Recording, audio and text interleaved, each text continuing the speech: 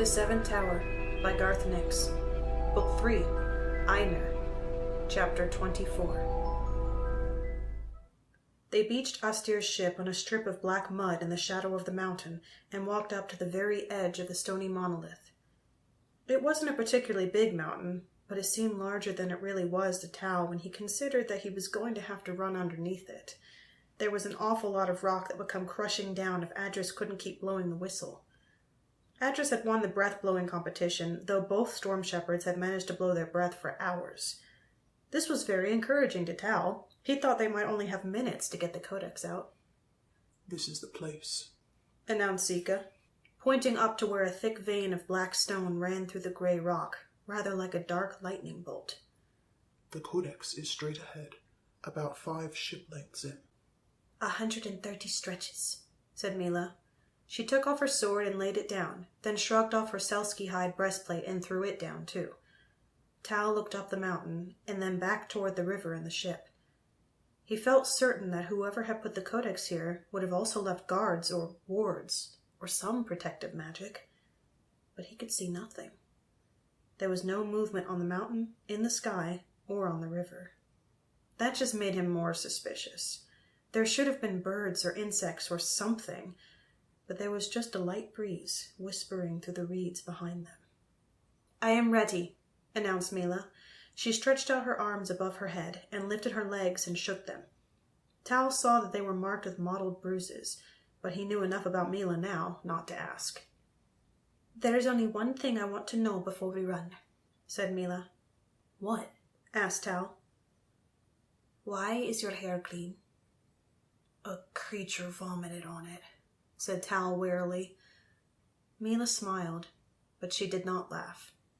Tal thought she would have laughed before he'd given away her shadow. In addition to the green hair, Tal's shoulders still hurt, and he was damp. Fortunately, his legs were in fine shape, apart from slightly burned feet. There was no reason to delay, but he still hesitated until Milla stopped her stretching and looked at him. Tal knew that look. She was thinking he wasn't brave enough to go ahead. "I'm ready too," he said. "Adris, you know what to do?" "Sure," boomed the storm shepherd. "I just blow in the whistle, like this." He raised the whistle and started to blow before anyone could stop him. A single pure note, almost too high to hear, came out of the whistle. It seemed to come from all directions, not just from the actual whistle. Echoes came back, multiplying the sound. It grew louder and louder, and as the sound increased, the mountain moved. It started with a rumbling deep in the earth, and a vibration that rattled every bone in Tal's legs before traveling up into his teeth. Pebbles and clumps of dirt fell from the mountain's sides, followed by shrubs and trees whose roots were shivered loose as the pockets of dirt they grew in were shrugged off the mountain's back. Tal saw Adris look surprised. The storm shepherd hesitated a little, and the note faltered. "Keep blowing!" screamed Tal. The storm shepherd nodded and kept blowing. The note steadied and grew even stronger. There was a mighty crack, and a curtain of dust and earth exploded everywhere along the mountain's length. Tal and Milla shielded their eyes with their forearms and gingerly edged forward. As the cloud of dust cleared, they saw that the mountain was rising out of the earth. They could see daylight on the other, distant side, a gap only a stretch high. But the mountain continued to arch back, and the gap increased. "Go!" shouted Zika. "Go!" Tal and Milla rushed forward, hunched over, running as fast as they could through the falling dust and over broken ground. Milla counted steps as she ran, calling out every 10. One of her paces was close enough to a stretch. At 120 or so, they should be able to see the codex. They ran on into the deeper shadow directly under the mountain's belly. It was so close that Tal could have jumped up and touched rock, but he didn't care about that. All his attention was on finding the codex. 100! shouted Milla. "There it is!" Relief filled Tal's voice. He pointed up at a hole just ahead. There was a rectangle of silver light up there, bright here in the darkness. They ran to it. Tal jumped up, but could not get a grip. He fell back. Before he could jump again, Milla used his back and shoulders as a vaulting board. She got up easily and reached an arm back down to pull Tal up. "Is that the codex?" gasped Milla, pointing at the luminous slab. The silver rectangle flashed, and letters appeared on it. Tal read the words without realizing it. "Yes, I am the Codex. Take me and run! Run! Run! Run!" Tal gripped one side of the Codex as Milla grabbed the other. Both of them looked down and realized that the mountain was still rising. They would have to jump down at least 6 stretches now, or wait until the mountain started to lower itself again.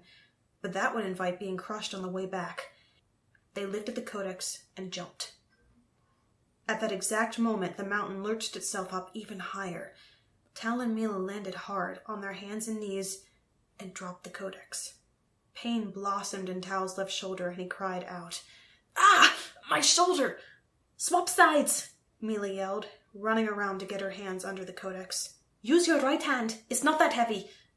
She looked across and saw that Tal's left arm was hanging down much lower than it should. It was obviously dislocated, but she did not have time to push it back in place. Tal bit back a sob and staggered around. He couldn't move his left arm at all, and he presumed it was broken in several places, or something equally terrible. But it took only one glance at the vast, expansive rock above to make him get his right hand under the Codex and lift. "Go! Go!" shouted Milla. They started running again, a clumsy run with the door-sized Codex between them. They were halfway back to sunshine and safety when the whistle stopped. At exactly the same time, the mountain stopped rising. "Faster!" Milla shouted. Tal screamed something too, though he didn't know what it was. Every step was agony in his shoulder, and he could barely keep a grip on the Codex with his good hand. With the rumble that deafened them, the mountain started to settle back down. It lowered itself in sudden lurches and with frightening quickness. This was no slow and steady relaxation back into its own bed. Tal saw Zika in the narrowing band of sunlight ahead of them. The lizard was jumping up and down, screaming something too. Adris and Aldris were shouting. Milla was shouting. Everyone was shouting. Then they heard the top of the Codex scrape on stone. A horrifying sound, even though it only lasted the second it took them to crouch even lower as they ran. 30 stretches, 20 stretches. The top of the Codex scraped again, and they were carrying it almost horizontally, and neither could stand up without hitting their heads. 10 stretches, and they were crawling and screaming with the stone pressing on their backs. 5 stretches, 4 stretches. Their clothes were rubbing on stone. 2 stretches, and then